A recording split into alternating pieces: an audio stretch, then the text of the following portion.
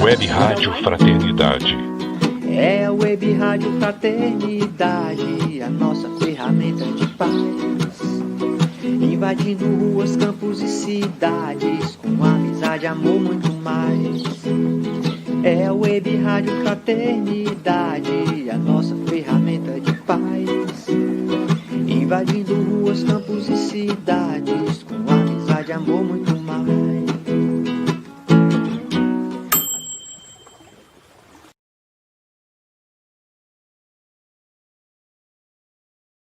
Bom dia, amigos. Boa tarde, boa noite para amigos de todo mundo. Estamos aqui agora para mais uma palestra especial. E hoje é um dia muito especial, que a AD Japão faz 14 anos. E nós temos aqui que agradecer essa parceria com a Golden Light Spirit Society da Austrália.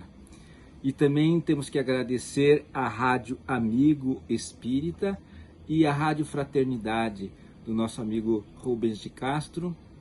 E também um agradecimento especial a Ana Guimarães, mãe da Anete Guimarães. E esse momento especial que nós vamos fazer hoje vai ser muito importante, porque abre um caminho novo, uma parceria nova, uma amizade que vem se fortalecendo aí com o Japão e a Austrália. Queremos que todos possam se sentir em casa, somos todos amigos, a nossa sala é simples e a amizade é grande. Então, amigos, gostaria que vocês se sentissem em casa. Que Jesus nos abençoe e vamos então pedir para a nossa amiga Kate Fuji fazer a apresentação da nossa amiga e palestrante Anete Guimarães. Kate, por favor, assuma a nossa reunião, a nossa pequena palestra de hoje sobre Alzheimer. Por favor. Então, queridos amigos do Japão, Austrália e demais países que estão conectados com a gente hoje, sejam todos muito bem-vindos. Eu gostaria de lembrar a todos que este projeto é uma parceria, como o Adalberto já falou, entre a Associação de Divulgação Espírita do Japão e a Golden Light Spirit Society na Austrália. E o objetivo principal desse projeto é contribuir para a divulgação do espiritismo, desse conhecimento espírita na Ásia e Oceania, e que nos oferece a oportunidade de receber um convidado especial sempre no terceiro final de semana de cada mês. E hoje, para encerrar o ano de 2020 com chave de ouro e ainda celebrar os 14 anos da ADES Japão, estamos recebendo a palestrante espírita e pesquisadora brasileira, doutora Anete Guimarães. A Anete é neurocientista, licenciada em Psicologia e Parapsicologia, e irá nos presentear hoje com seus conhecimentos sobre o tema Alzheimer na visão espírita. Lembrando que teremos 1h10 de exposição e 20 minutos de perguntas e respostas. É com muita gratidão que eu passo a palavra à doutora Anete Guimarães. É um grande prazer participar, desse evento. Nós recebemos o convite que veio com o pessoal do Japão e, para mim, é uma alegria participar. Como eu comentei, eu tive a oportunidade de estudar no Japão com uma bolsa de estudos do governo e foi muito proveitoso e eu tenho muita gratidão por esta oportunidade. Então, para nós é um prazer participar desse evento. 14 anos, um aniversário, com todas as dificuldades que a gente entende da divulgação do espiritismo em terras estrangeiras, porque isso acontece em diversos países. Então, para mim, é uma oportunidade de retribuir ao Japão muito o que a gente recebeu. Nós fomos recebidos nesse país com muito carinho e conseguimos muito êxito em nossas atividades. E eu tive a oportunidade, quando estive aí, de conhecer Masaru Emoto. Não sei se assim se pronuncia, nós conhecemos o trabalho dele, então são lembranças muito positivas e carinhosas que a gente possui. Bom,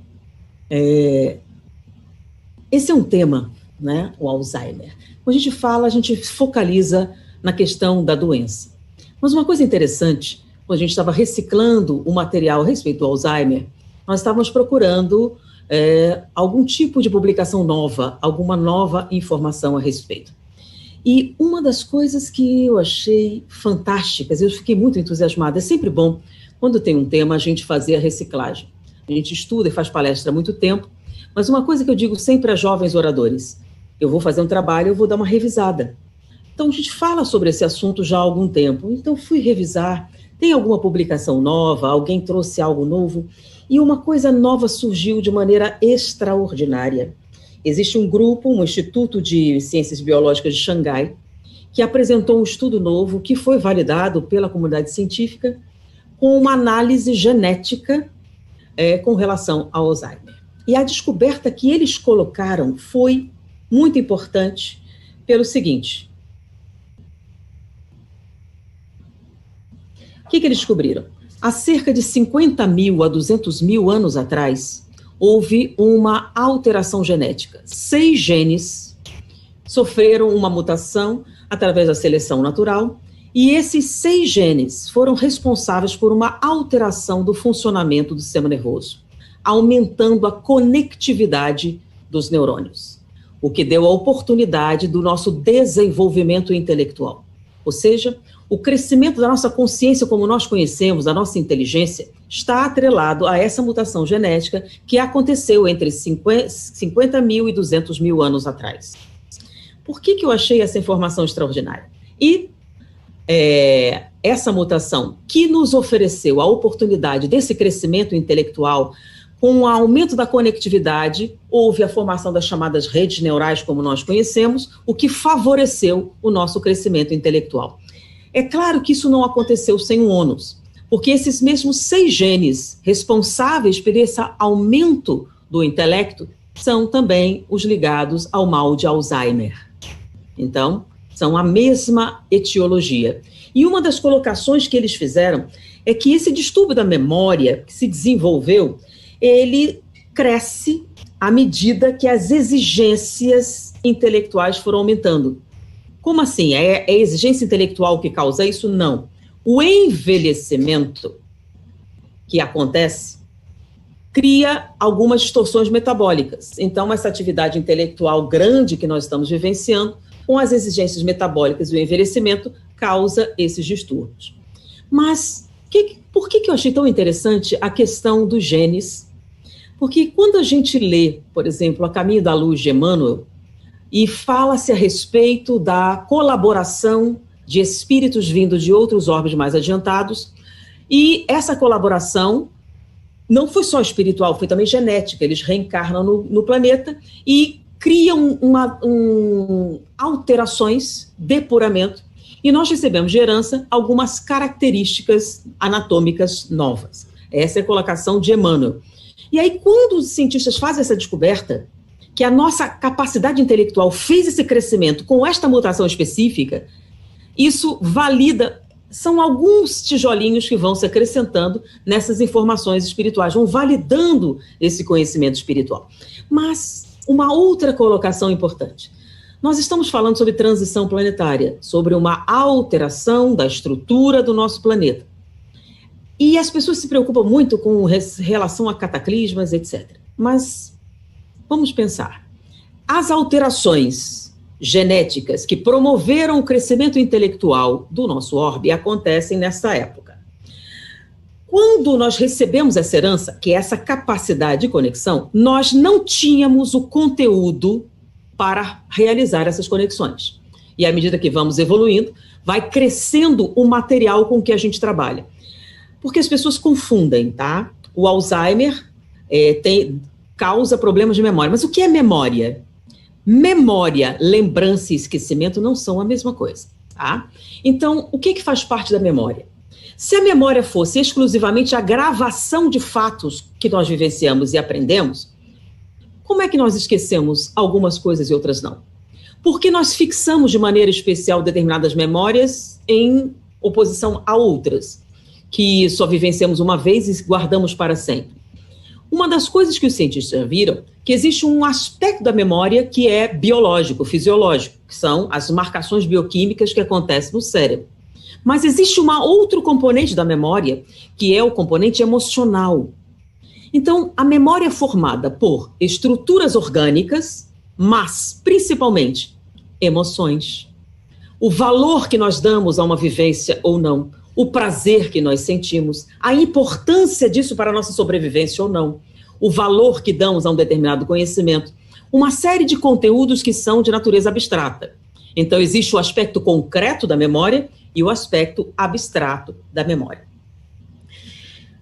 Nós estamos no momento em que o volume de informação a que nós estamos sendo expostos cresceu de maneira exponencial. Mas a nossa atenção cresceu no mesmo ritmo? Nós temos a capacidade de processar esse material? Gravar é possível, mas processar. Porque, vamos dar um exemplo. Quando nós observamos alguma coisa, nós recebemos, usando a visão, 400 bilhões de bytes de informação, mas temos consciência mais ou menos de 2.000.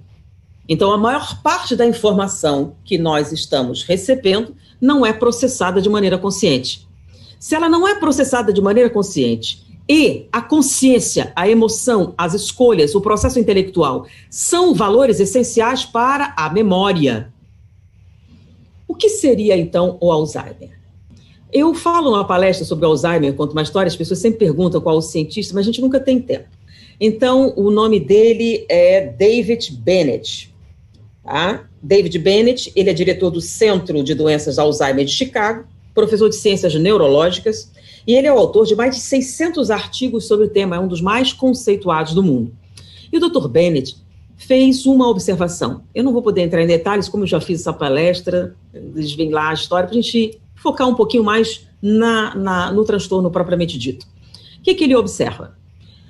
O Alzheimer, por processos inflamatórios, uma série de coisas, causa lesões no cérebro. Então, você tem lesões cerebrais. Ela tem, no início, uma afinidade com a área da memória, que é o hipocampo.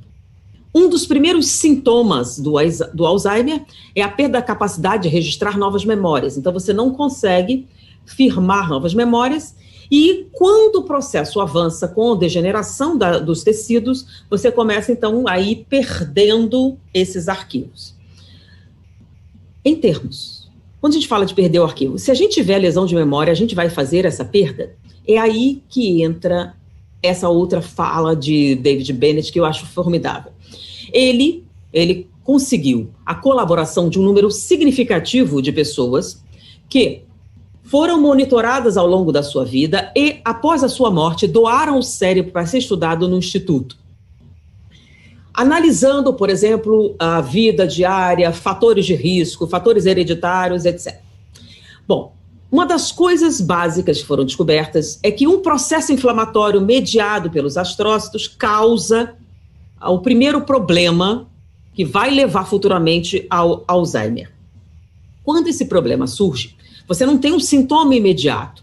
Esse sintoma vai acontecer mais adiante, mas ele vai crescendo e você só vai notar, quando o processo já está adiantado, essa perda de memória. Porém, quando eles pegaram os cérebros pós-mortem, eles perceberam que um número muito grande de pessoas apresentavam degeneração, mas não tinham sintomas de Alzheimer. Primeiro, o Alzheimer não é uma coisa nova. Por que ele está crescendo? Lembram que o Alzheimer está atrelado aos 6 genes que aumentam a nossa capacidade intelectual?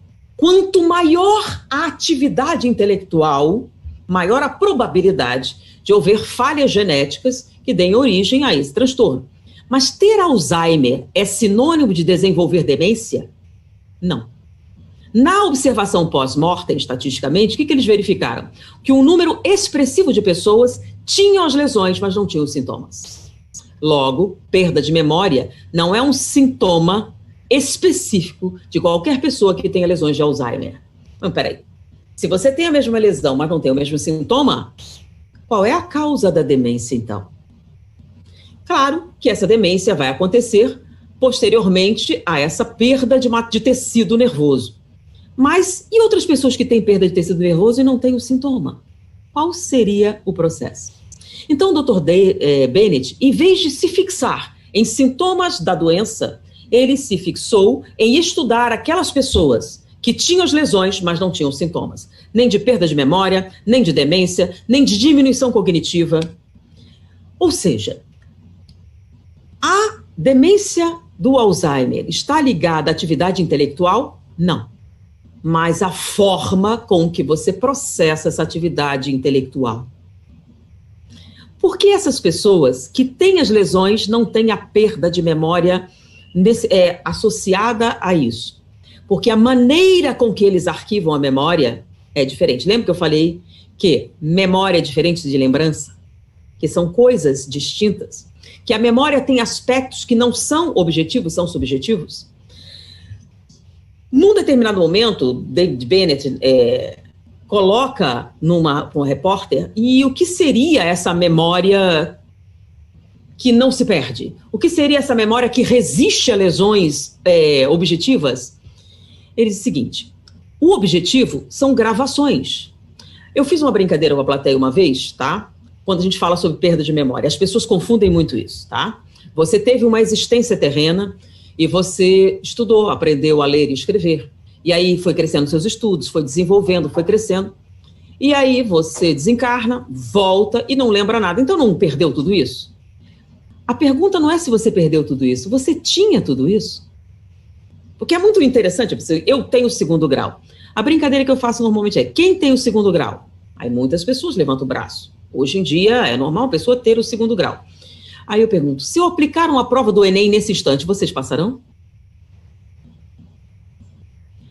Então, vocês têm o diploma do 2º grau, que é um papel que afirma que vocês possuem o conhecimento relativo.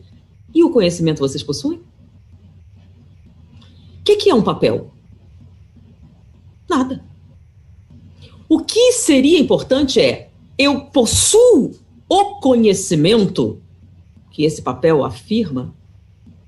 Eu tenho um diploma universitário, eu tenho o conhecimento que esse papel diz que eu possuo. Porque é muito interessante. Você pega um médico, um amigo que é formado em medicina, um excelente médico.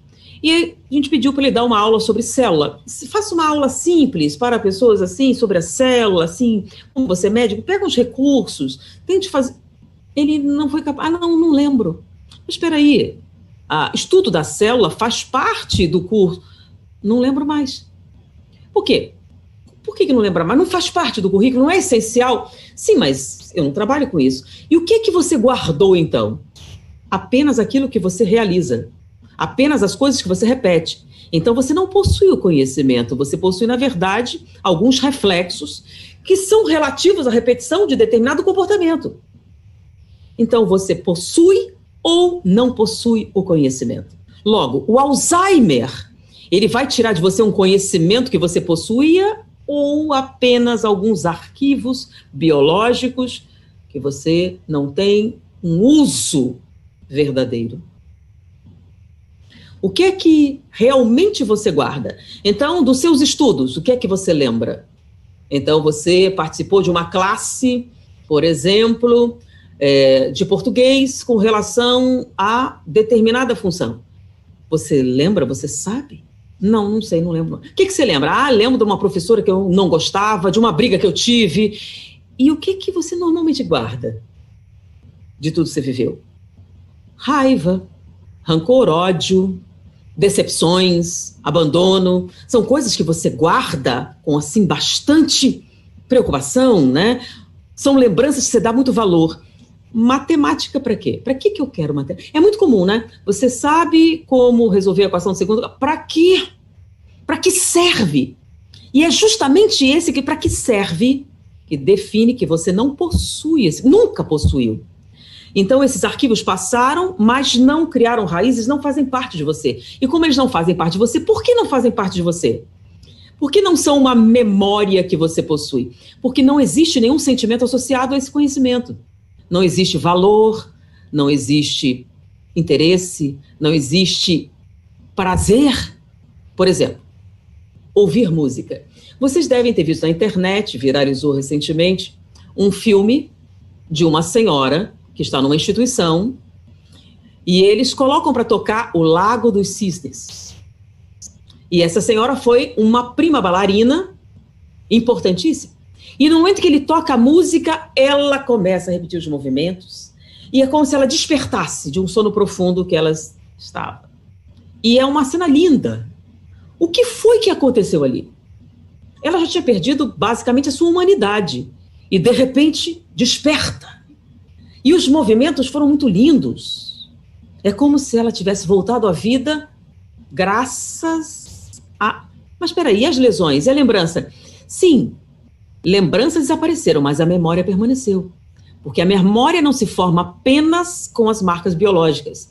Envolve também os aspectos emocionais. Então, o que é que o Dr. Bennett fala a respeito dessa memória que permanece? De onde vem essa memória que permanece? Quando você ama o que aprende, você arquiva de maneira diferente. Então, o que nós chamamos de memória profunda ou memória relacional, ela surge com fortes sentimentos que você associa ao conhecimento. Então, por exemplo, música. Por que você ouve música? Porque eu gosto de música, porque eu amo a música. Possivelmente, uma das coisas que faz despertar a memória no Alzheimer é a música. Então, quando você toca melodias da infância ou melodia da adolescência, da gente desperta. A pessoa como no sono e acorda. Então, a música tem um impacto importante nessas lembranças, por quê? Porque nós sentimos prazer, nós sentimos alegria, nós temos uma série de sentimentos, principalmente sentimentos positivos, relacionados a essa experiência sensorial. Então, nós vivenciamos ouvir uma música, associamos a ela lembranças positivas, amor, coisas boas, agradáveis, muito prazer. Então, você torna a música algo essencial e importante para a sua vida. Logo, você arquiva de maneira diferente. Por que o ser humano nasce instintivamente com uma relação com a música? Quando você toca a música, a criança reage. Não reage com outras, mas reage com a música. E matemática? Para quê? Para que serve? Por que deveria? Qual a importância? No dia que você responder, por que você estuda matemática? Porque eu sinto prazer.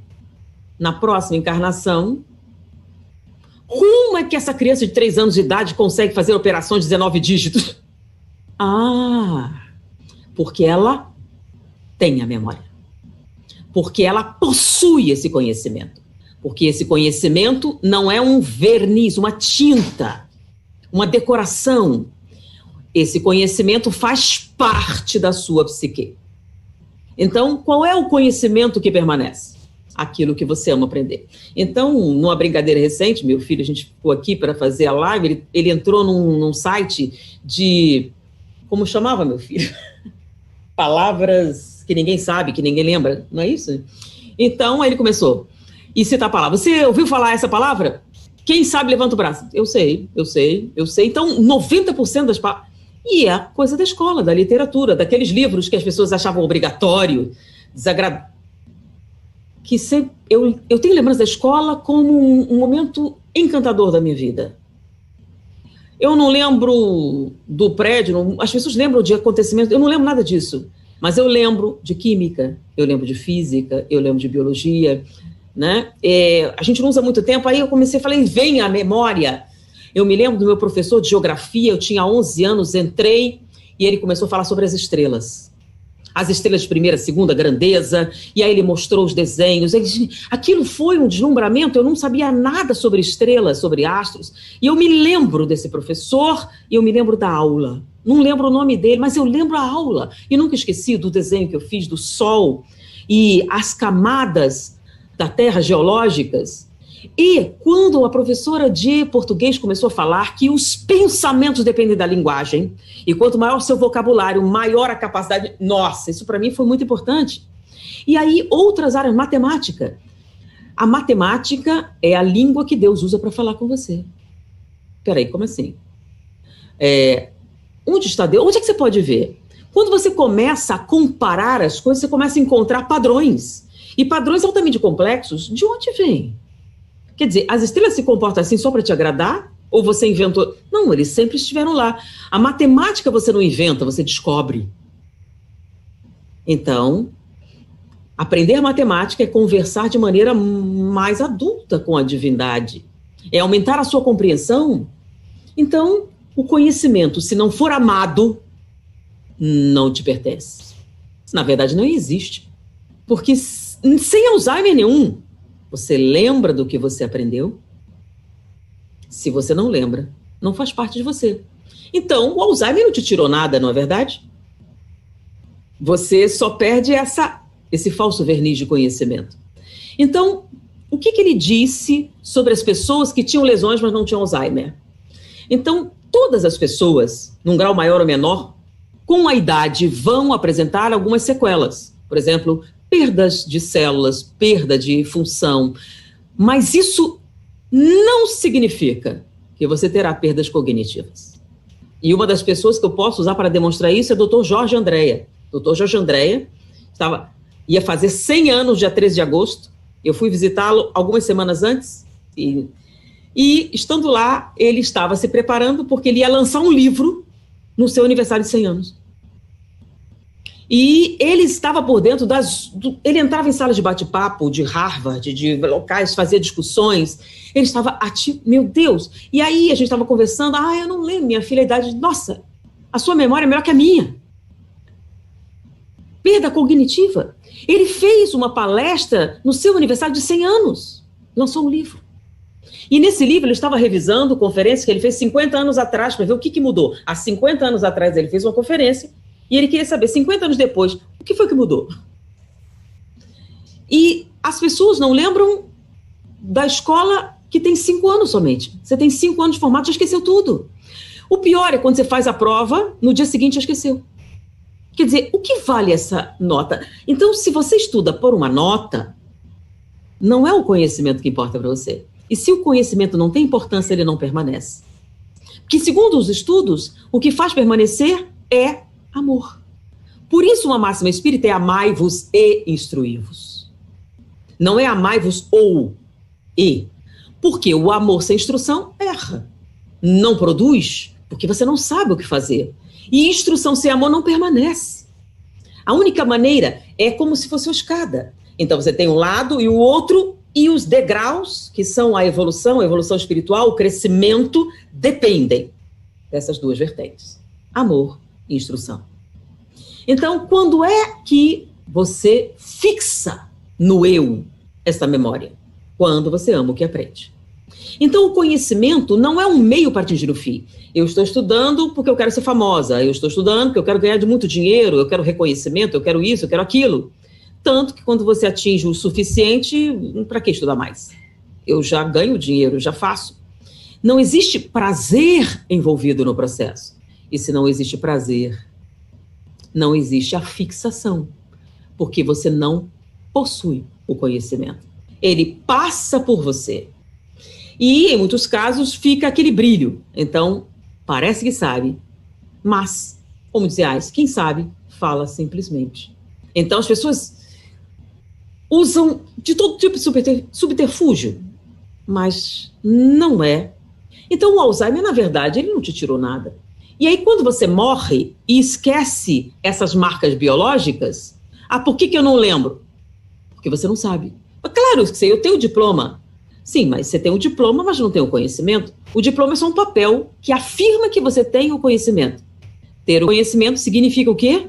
Que você lembra do que aprendeu. Então, muda um pouquinho a maneira com que a gente enxerga a memória. Então, o problema não é bem o Alzheimer. O problema é como você arquiva essa memória e de que tipo de memória. Mas, quando a gente encontra estados de memória excepcionais, então, por exemplo, o Dr. Bennett, ele mostra um matemático. Quando você monitora, tá, a atividade matemática, você pode ver áreas cerebrais que estão envolvidas nisso. É claro, então você, para realizar certa operação matemática, você tem que ter lembranças, por exemplo, tem que saber as regras, tem que saber a multiplicação, isso e aquilo. Se você esquecer isso, você não vai poder multiplicar. Olha só, as pessoas não compreendem muito bem. Por exemplo, dirigir. No início, para aprender a dirigir, você tem que pensar sobre isso, você tem que elaborar isso. Passado algum tempo, quando você está dirigindo, você não pensa nada. Virou um reflexo muscular. Tanto que se um caminhão vem na sua direção, você freia, mesmo que não esteja dirigindo. Então, digamos, tem várias pessoas no carro, todo mundo freia. Vai que ajuda, né? Então, você freia por quê? É um reflexo. O caminhão veio, você freia. Uma pessoa com Alzheimer também freia. Ela não lembra o próprio nome, o nome do pai, não lembra da mãe, mas freia. Por quê? Porque isso faz parte dela, esse reflexo. Quando você entende um determinado conceito e você se apaixona pelo efeito desse conceito em sua mente, isso te abre possibilidades, você tem um sentimento, isso se incorpora à sua maneira de ser e de pensar. Então, quando você observa alguma coisa, você automaticamente reproduz esse padrão. Então, o que é verdadeiramente matemática? É decorar fórmula? De jeito nenhum. Matemática é comparar. Você compara grandezas, compara tudo e tira dessa comparação relações. Isso é maior, isso é menor, isso está contido, isso contém, isso é igual, isso é diferente. Isso é matemática, é a observação de grandezas. Tanto que a matemática na Grécia não tinha números. Os números são posteriores. Um grande número dessas fórmulas que muitas pessoas decoram, quando foram desenvolvidas, não haviam números. O teorema de Pitágoras. Cadê o número? Não tinha, naquela época não tinha. Os números são posteriores. Então, não eram fórmulas para você realizar determinados abstratos sem nenhuma relação com a realidade. Então, a matemática, quando entendida, ela se incorpora na sua maneira de pensar. Então, quando você tem um olhar matemático, o que você faz? Olhou, automaticamente compara. Automaticamente faz uma relação com o seu corpo. Então, se tem tantas vezes, tantas polegadas, tantos pés, tanto isso, tanto aquilo, automaticamente você compara a sombra que o sol faz sobre uma árvore e daí você tira a distância da Terra ao Sol. Espera aí, como é que é? Matemática. E por aí vão uma série de outras relações. Então, o que ele observou? Em geral, quando você analisa alguém realizando uma atividade matemática, você tem uma intensa atividade na memória. Mas não todos os matemáticos. Alguns matemáticos, não. Alguns matemáticos incorporaram de tal maneira o conceito que eles não precisam pensar para serem matemáticos. Eles o fazem como se fosse um instinto. Aí você entende que quando ele reencarna e tem 4, 5 anos de idade, automaticamente ele começa a praticar aquilo que faz parte dele, matemática. Então é esse menininho de 6 anos que faz operações de 19 dígitos mais rápido que o computador da NASA. Ou Kim Wang-Wong, que com 6 meses começou a falar e com 2 anos já falava vários idiomas, com correção. Então, eu falo português ou eu falo japonês. Então, na próxima encarnação, você já vem bilíngue? Não. Você fala mesmo português ou você repete coisas? Como assim? É claro que eu falo português. Você compreende esse conceito da língua? Você compreende? Se nós fizermos uma prova de português, você vai passar? Você entende o aspecto conceito? Não. Na verdade, a língua é só um meio para atingir o fim. Inclusive, eu escuto umas pessoas assim, não, eu prefiro filme dublado porque eu não gosto de ler. Aprendeu a ler na escola e ela usa isso que ela aprendeu apenas para saber se a carne está na validade. Nunca mais leu um livro. Eu tinha horror de ler aqueles livros na escola, nunca mais eu vou fazer isso, e não faz. E aí, quando o Alzheimer vem, ele tirou. Tirou o quê? Foi o que tirou? A fantasia do conhecimento? O verniz desse conhecimento? O enfeite que era esse conhecimento? Ele só fez que aquele papel, que não tinha um real significado, deixasse esse significado para você também. Então, o conhecimento que você possui, ninguém tira. Nem o Alzheimer, nem a morte. Então, quando você ama o que aprende, isso é seu e ninguém nunca vai tirar de você. Quer ver o que a gente ama de verdade? O que é que você trouxe para outra encarnação? Eu olhei para você, já tive uma antipatia instantânea. Não sei, alguma coisa da outra encarnação. Senti, assim, uma coisa ruim. Isso você lembra, né? Não é impressionante? Antipatia, ódio, raiva, paixão sexual, você é casado, muito bem casado, encontra alguém, é o passado. É o passado, né? Então, o passado te traz sexo, o passado te traz ódio, inimizade, arquitetura que é bom não, né? Matemática, química, física, biologia. Você só lembra de coisa ruim. Porque é o que a gente ama. Então, o que é que a gente se prende? Uma vez eu fiz uma brincadeira, né? Se sentiu ofendida com a pessoa e ela repetia aquilo constantemente. Querida, eu não entendo o sentido disso. Você tem um marido lindo, gostoso, por que você fica preocupado com o vizinho feio? Não é verdade?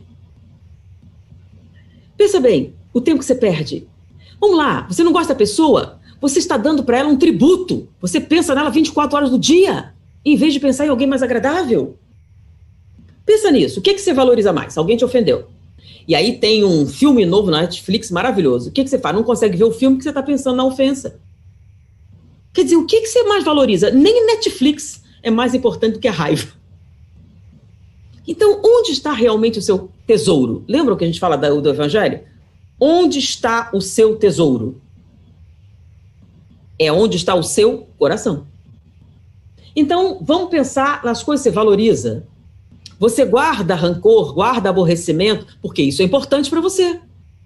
Então, se você guarda com tanto cuidado esse rancor, essa raiva, a vingança, é porque isso é muito importante. Então, o que é que acontece? Isso permanece, é a sua memória. Então, tudo se apaga, mas fica a falta de educação. Tudo se apaga, mas fica... Não é engraçado? A gente tem um verniz social, né? Então você finge. Aí quando vem a demência, você mostra alguns aspectos da sua personalidade que você mantinha oculto por um verniz de civilidade. Então, na verdade, o Alzheimer não tira o que você possui. Ele tira nossas ilusões. Peraí, mas isso não é um pouco forte? Vamos fazer uma referência a André Luiz, tá? Tem um livro de André Luiz que eu gosto muito. No Mundo Maior e Evolução em 2 Mundos. Muita gente... que é um livro antigo e para muitas pessoas era muito abstrato.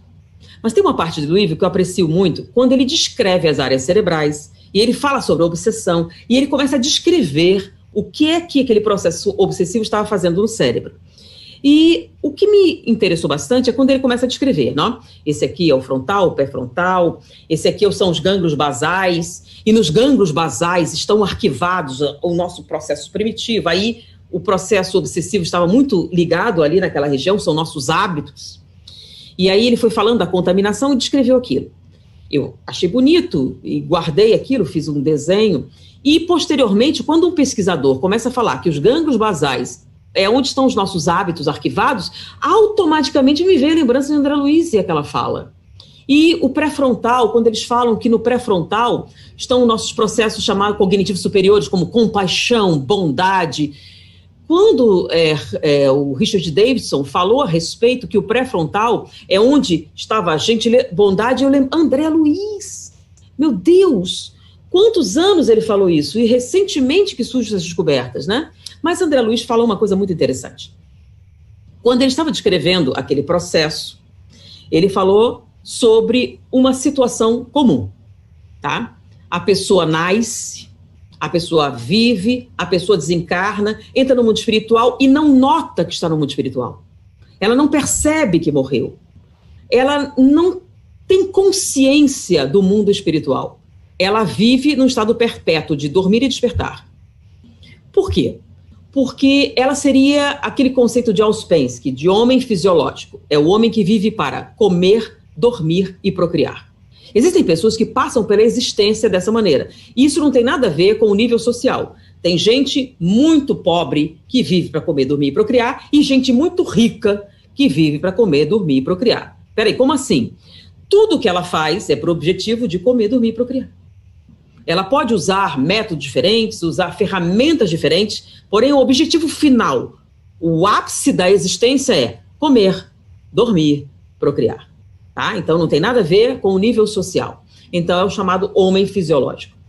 E existe uma outra designação que seria o homem psicológico. O homem psicológico come, dorme e procria, mas não basta. Se só isso for oferecido, ele não consegue satisfação, não consegue realização, não consegue saúde física e mental. Porque ele precisa de algo mais. Então, é o aspecto psicológico. E em alguns casos, ele ganha uma dimensão tão grande que isso se torna mais importante do que comer, dormir e procriar. É quando você sai da dimensão psicológica e entra na dimensão espiritual. Tá? Então, o homem fisiológico, se tudo que você deseja é gozar, o que acontece quando você morre? A vida após a morte não tem nada para te oferecer. Você está preso. Então, quando você não está ali, você está parasitando alguém. E durante muito tempo, os espíritos passam assim. Não tem consciência da vida espiritual. Só que tudo tem um limite, lembra? Nós estamos falando que o orbe está evoluindo. Ele está evoluindo. a nossa capacidade intelectual está crescendo, e nós estamos chegando no momento em que a maturidade se tornará uma condição essencial. Se você não tem, o que acontece? Todos nós vamos mudar, tá? A mudança acontece em duas circunstâncias. Quando você aprende ou quando cansa de sofrer. Qual você escolhe? Então, se você não escolher o aprendizado, te sobra a opção do sofrimento. Então, o que está acontecendo? Nós estamos chegando numa situação limite. Lembra daquele genes da atividade intelectual? Então, fingir que aprende não é mais suficiente. Parecer saber não é mais suficiente. Papéis não são mais suficientes. E isso não é um conceito puramente teórico. Eu vou falar uma coisa que eu ouvi do meu filho e de outros jovens. Grandes empresas, aquelas que a gente valoriza muito, que procura muito, não estão interessados num papel que não vale a tinta em que ela é impressa. Eles querem pessoas que saibam. Então, para elas, realizações, coisas que você fez. Por exemplo, você abriu uma empresa, faliu, abriu a segunda empresa, 3 empresas. Você tem mais chance de conseguir um emprego numa dessas empresas top do que alguém que tem um diploma com várias categorias. Por quê? Ele abriu e tentou de novo. É uma pessoa persistente. É uma pessoa que tem qualidades que nos interessam. Eles estão atrás de pessoas que fazem. Tá? Pessoas que realizam, que sabem. Então, muitos diplomas universitários, a gente sabe, lembram? Fazer prova, passou na prova. E aí? Eles estão procurando pessoas que correm atrás do conhecimento, que fazem cursos, que se especializam, que realizam coisas, que produzem. Então, e como é que eles podem saber disso? Nós estamos vivendo uma época de redes sociais, de uma conexão muito intensa. Hoje em dia, o que você escreve nas redes está disponível. Então, eles vão procurar pessoas que manifestam o seu caráter. A capacidade intelectual, você diz, eu tenho esse diploma, mas você se comporta como alguém que tem o conhecimento, que tem o conteúdo? Você tem esse perfil? Então, já está ficando muito difícil você enganar as coisas que você posta. Então, você escreve, tirando pedaços da internet disso, copiando o chamado... Quando você copia de uma pessoa é plágio, quando copia de muitas pessoas é pesquisa, né? Que as pessoas brincam. Você não produz conteúdos originais, você não raciocina com a informação, você só repete. E repete de maneira criativa, mas é repetição. Então, hoje em dia, isso não pode mais ser oculto. E as pessoas que procuram, vêm. Bom, e André Luiz fala o quê? Que pessoas que não valorizam os aspectos espirituais, pessoas que se estagnaram nos processos materiais, que são presos nos sentidos, presos na materialidade, estão chegando o momento que terão que valorizar outros aspectos, aspectos mais abstratos. Lembra que a gente falou que os aspectos objetivos e subjetivos da memória? Não é um espírita, não é um espírito, é um cientista, falando que a nossa memória tem aspectos objetivos e subjetivos. E os aspectos subjetivos, prazer, amor, felicidade. E que se você não tem isso, sua memória não permanece. Vamos para André Luiz. O que ele falou? Nesse momento em que as pessoas não evoluem, não saem da vivência material e não valorizam aspectos espirituais, irão sofrer um encarceramento. Bom, o que é que seria um encarceramento? Imagine, existe uma cidade na Colômbia em que cada família tem 2 ou 3 doentes de Alzheimer, que começam a desenvolver os sintomas com em torno de 40 anos. O Alzheimer é causa de degeneração, mas o resto do seu corpo é saudável. Então você vai ver 30 anos, 40 anos, totalmente incapaz e dependente. Um encarceramento. E o encarceramento é estranho, porque você está ali. E você depende da boa vontade, você depende da caridade, você depende da ternura, você depende dos seus parentes, você depende de uma coisa chamada lealdade, você vai depender de uma coisa chamada fidelidade. Pense bem, você que não valoriza nada que é espiritual, que não valoriza as virtudes, que tem como objetivo principal na sua vida gozar e o prazer, vai depender de um jovem da sua família que abra mão de alguns sonhos para tomar conta de um parente mais velho por 20, 30 anos, um parente que não vai evoluir. Porque quando você toma conta de uma criança, você sabe que tem um futuro, que ela vai deixar de ser sua responsabilidade e ela vai andar sozinha. E você terá recompensas. Mas um doente de Alzheimer, uma criança eterna, do qual você não vai colher benefícios, então isso é puro sacrifício. E por que você faria isso? Por amor, por lealdade, por fidelidade ao ideal, e você não valoriza nenhuma dessas coisas? Você vai ter que valorizar na dor, porque você é totalmente dependente dos cuidados de outra pessoa. E não há nada que você possa fazer. Então, esse encarceramento vai forçosamente provocar a reflexão. Porque, olha só, você está vivo, vendo as coisas como um espírito. Então, essa lucidez está sendo forçada em você. Então, você está na matéria, mas não vive a matéria. Você está lá e forçosamente terá que aprender a valorizar o que é espiritual. Então, por que está aumentando? Que a capacidade intelectual? Sim, porque a capacidade intelectual tem a ver com amor. E nesse mundo novo que está surgindo, você não vai mais poder fingir saber. Você vai ter que forçosamente participar. E se você não tiver condições, você terá que ir para uma outra região que te aceite como você é. Ou terá que mudar. Então, André Luiz fala isso antes desse encarceramento futuro. E nós estamos vivendo isso nesse momento. Então, por que estão se multiplicando? É atividade intelectual? Não necessariamente. O que ele mostrou? Que a lesão existe, é uma questão do envelhecimento, porém, não é isso que causa demência senil. Não é uma relação direta, porque pessoas com lesão não têm a demência. E ele fala como? Como manter sua saúde mental apesar do envelhecimento. E o que é que os cientistas falam? Amor. Amor. Alegria. Felicidade. Mas peraí, a felicidade não é gozar? Não. Não. Lembra dos 6 genes que se desenvolveram e nos deram como herança essa capacidade de conexão dos neurônios, aptidão intelectual? Pois é, está chegando o momento da cobrança. Nós vamos passar de fase. Você está aproveitando essa conectividade neuronal? Não? Então, infelizmente, você perderá o usufruto deste presente que nós recebemos. Então, quando a gente fala de Alzheimer, tem alguns aspectos que a gente deve trabalhar. Então, com relação à visão espírita do acontecimento, nós temos essa fala de André Luiz, e ele fala em mais de um livro sobre essa conformação.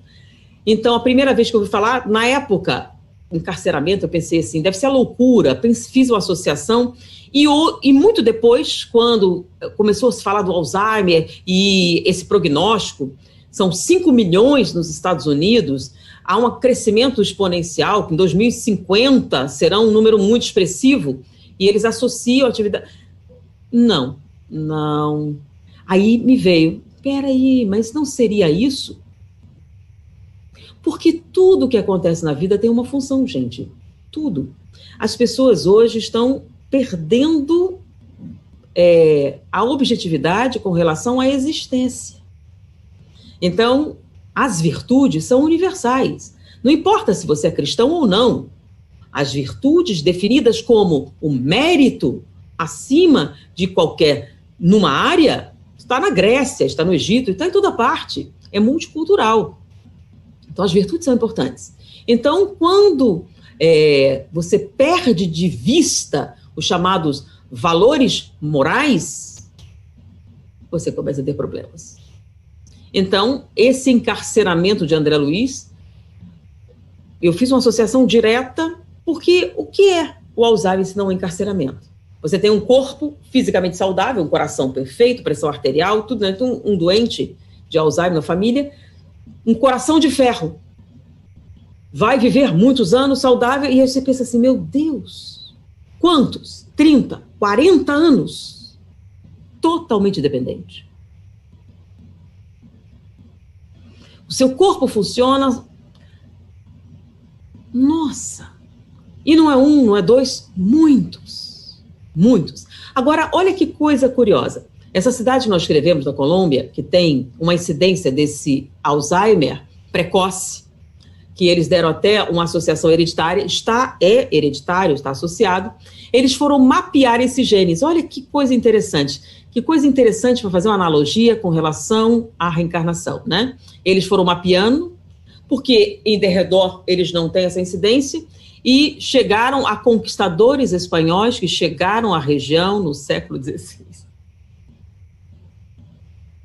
Porque hoje a gente já está tendo material para fazer comparações históricas.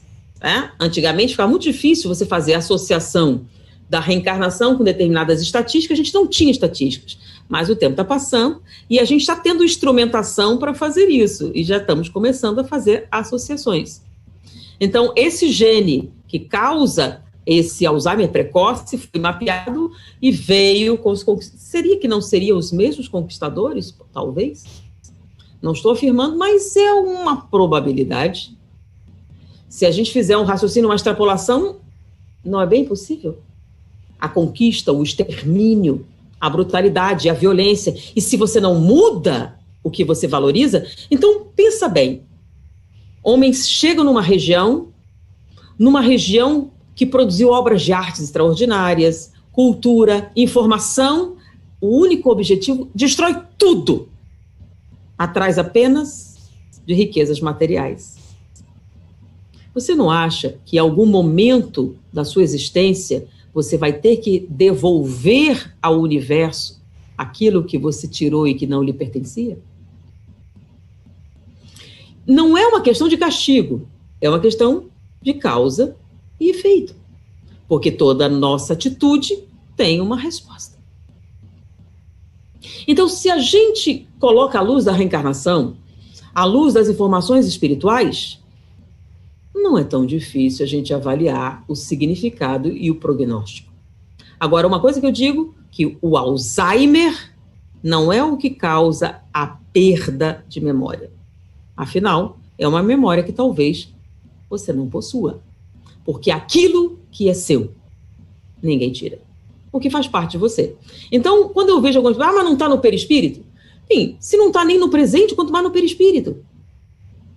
Então, o seu diploma de 2º grau está no perispírito? Porque se estiver no perispírito, volta na próxima encarnação. Então, na próxima encarnação, você já sabe, sabendo resolver a equação de 2º grau. É um fato. Se a gente raciocinar, que eu vi as pessoas explicando, qual é a explicação para esse supergênio? Ah, é reencarnação. Como a reencarnação? Não, você estudou muita matemática da encarnação, você já nasce sabendo. Sério? O que você nasceu sabendo? Nada. Não estudou nada na tua encarnação? A gente estudou muita coisa. Mas o problema não é estudar. O problema é aprender. Então, você aprendeu? E a gente aprende como? Quando ama. Não é engraçado? As pessoas sempre criaram uma dicotomia muito grande, né? Amor é uma coisa, conhecimento é outra. Inclusive, existe um preconceito enorme com relação ao conhecimento, né? Ah, não, se ficar aprende muito, fica muito frio. Mas peraí, o oposto de racional não é frio, né? Qual é o oposto de racional? Irracional. O oposto de frio é o quê? Emotivo. Então, você pode ser racional e emotivo, e você pode ser racional e pouco emotivo. Agora, um irracional emotivo, hein? É um psicopata assassino. Vamos entender.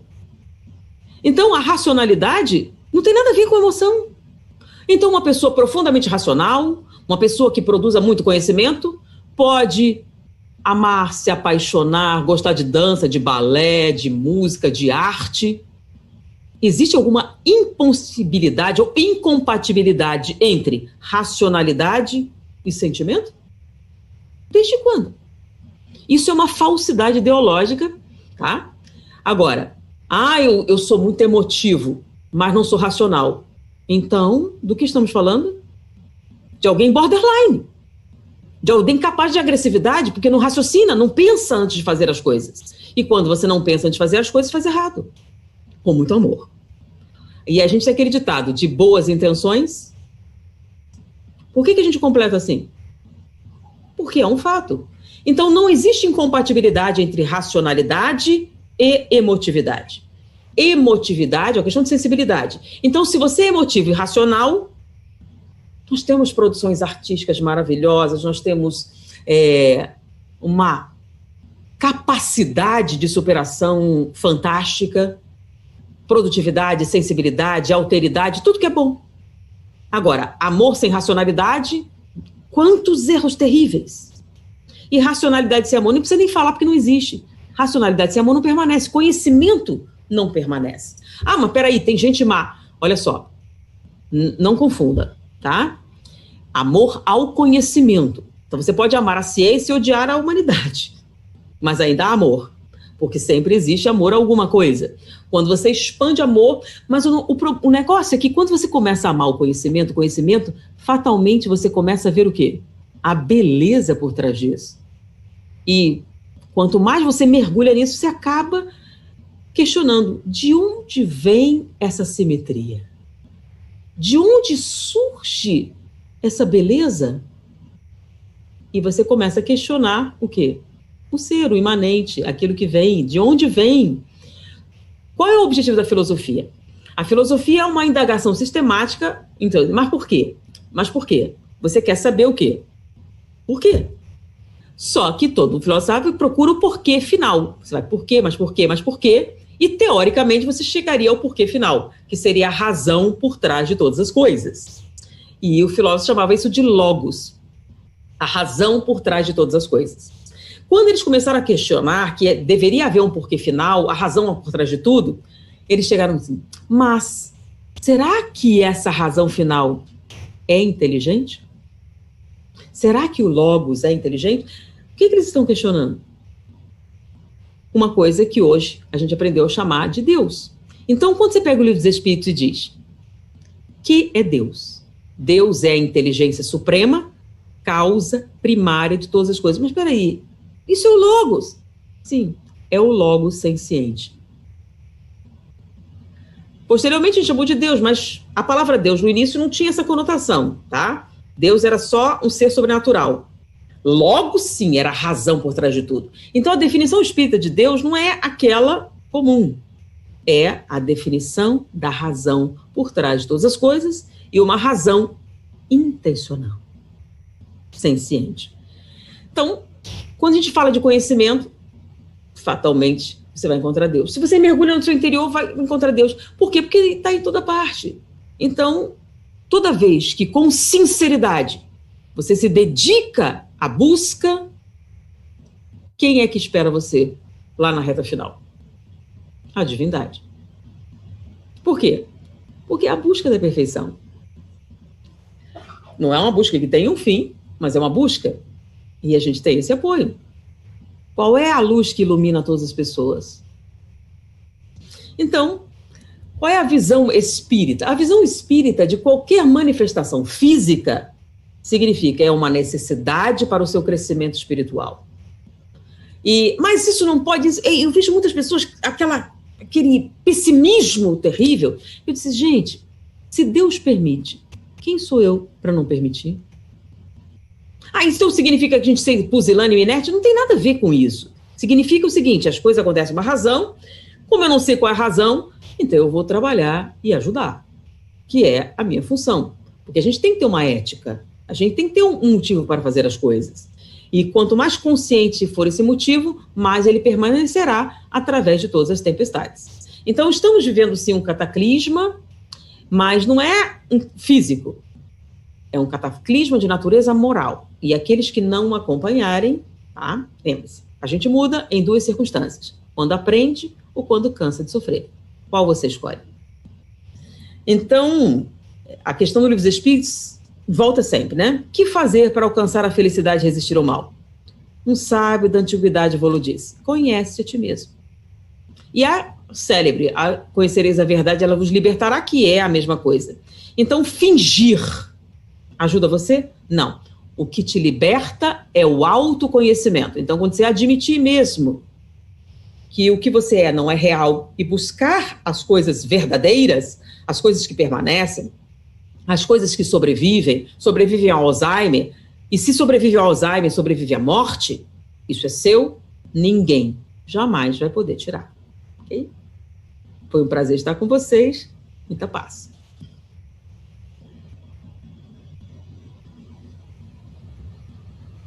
Arigato, Anete. Cataclisma moral, conhece-te a ti mesmo, buscar coisas verdadeiras. Este é a sensação que nós temos aí nesta pandemia, onde nós sempre estamos buscando. E você nos traz muito conhecimento e traz também muitas informações para que nós possamos estudar. Nós temos aqui várias perguntas e gostaria que, se você pudesse responder algumas. Pois não. Agora, eu gostaria que a Kate tem alguma pergunta selecionada aí no grupo? Eu tenho duas perguntas aqui para começar. Eu vamos liberar o microfone da Fran. Fran, você gostaria de fazer a sua pergunta, por favor? Deixa eu ver aqui onde que ela está. Se você me ajudar a encontrá-la aqui e liberar o microfone dela, Adalberto, por favor. Fran. O Enzo, enquanto ela não aparece, eu tenho uma pergunta aqui que foi feita por Ana Pussi, que é aqui da Austrália também. A pergunta dela é: a pessoa com Alzheimer, pela visão do espiritismo, tem essa condição para não sentir ou ver uma situação crítica, um membro familiar passando por uma expiação dolorosa, por exemplo, dentro da família? Nós já escrevemos durante a palestra, né, em significado do Alzheimer, dentro de uma concepção de um espírito que nós consideramos, André Luiz. Ele faz referência ao encarceramento dentro da própria mente, com o objetivo de despertar espiritual. Porque olha só, quando você é preso, por qualquer que seja o motivo, normalmente estamos falando de um processo socioeducativo, tá? Quando eu falo alguns transtornos mentais, a pessoa assim, mas qual a finalidade de uma coisa dessa?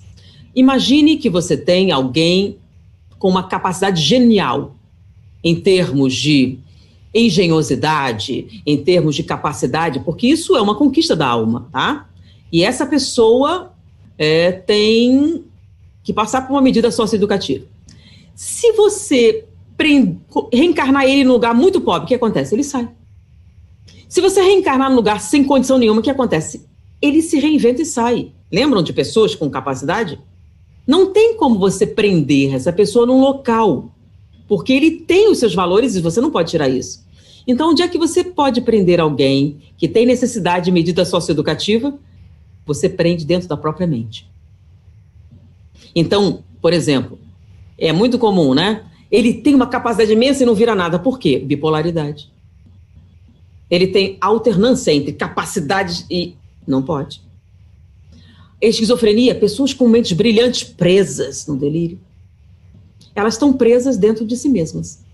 Que é o único lugar que você pode prender uma pessoa assim. Lembra? Então, pense nisso. Então, André Luiz fala de um encarceramento específico com o objetivo de despertar espiritualmente, despertar valores espirituais. Então, você está preso dependendo da bondade de outras pessoas. Então, se essas pessoas não forem boas para você, significa um sofrimento atroz. Você tem uma consciência espiritual, porque você tem a certa...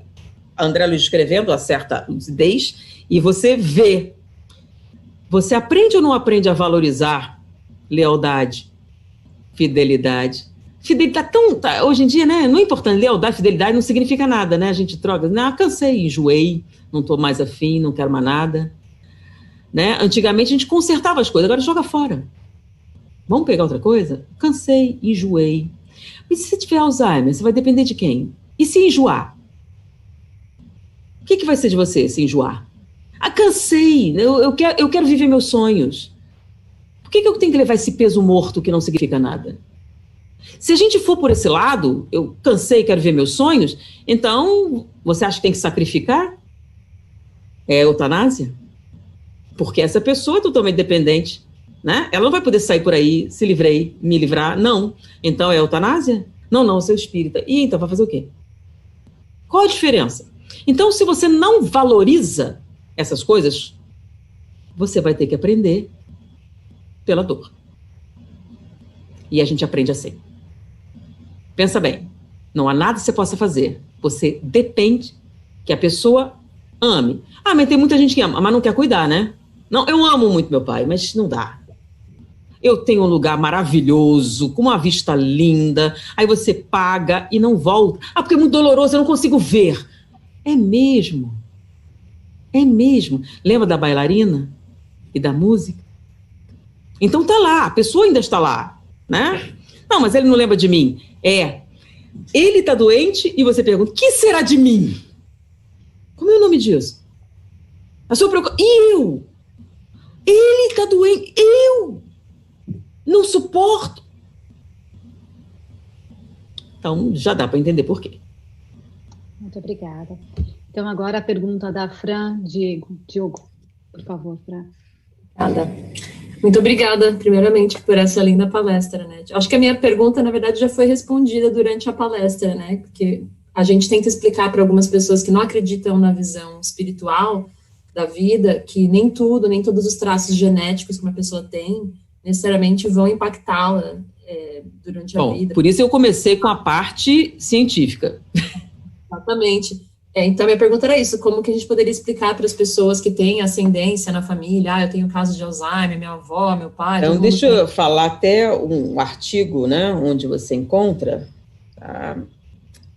essa revista, né, biblioteca. Então, saiu uma revista Mente e Cérebro, o tema Alzheimer, onde tem, ele é um especial Alzheimer, é American Science, especial Alzheimer, onde ele juntou várias reportagens sobre o Alzheimer. Tem essa sobre a prospecção genética, feita pela Universidade em Xangai. Você tem o trabalho do Dr. Bennett com relação à memória relacional.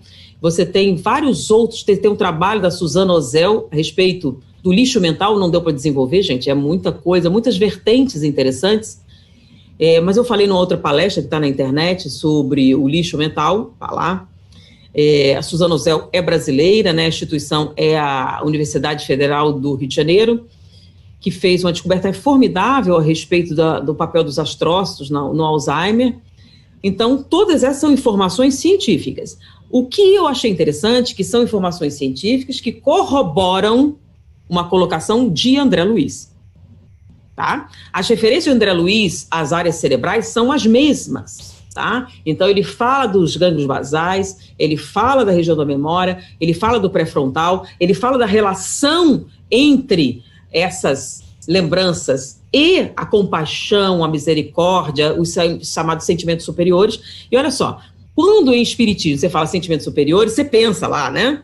Mas quando um cientista fala de sentimentos superiores, o que significa? E a repórter, o que é amor? Nossa, mas cientista falam de amor? Cientista fala de amor? Claro que sim, isso for lógico. Obrigada, não, explicou já. O desenvolvimento do amor e das qualidades morais, acredito que fazem parte da profilaxia, né? Gratidão, Anete. Agora a gente tem o Celso Yamaoka, que gostaria de fazer uma pergunta. Celso, por favor. Pois não. Então, Anete, é um prazer, né? Eu sou fã seu do YouTube. Obrigada.